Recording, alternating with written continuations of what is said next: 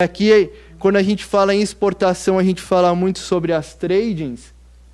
Vejam que interessante aqui, um dado que eu encontrei essa semana, falando sobre exportações do nosso agronegócio. Esse dado aqui revela, por exemplo, uma forte exportação para a China.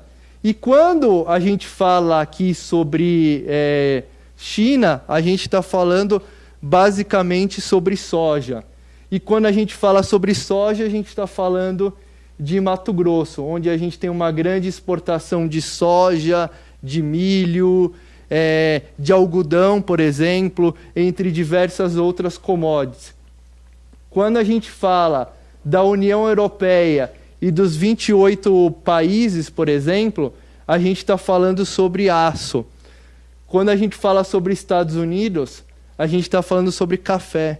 Então, vejam a diversidade, que interessante. Aqui a gente está falando sobre soja, quando a gente fala da China.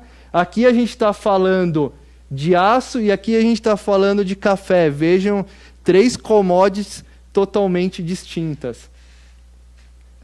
Para que a gente veja o potencial, a exportação em 2018 a gente teve 101 bi. Olha quanto a gente tem até abril, até o mês de abril. A gente está falando em 30.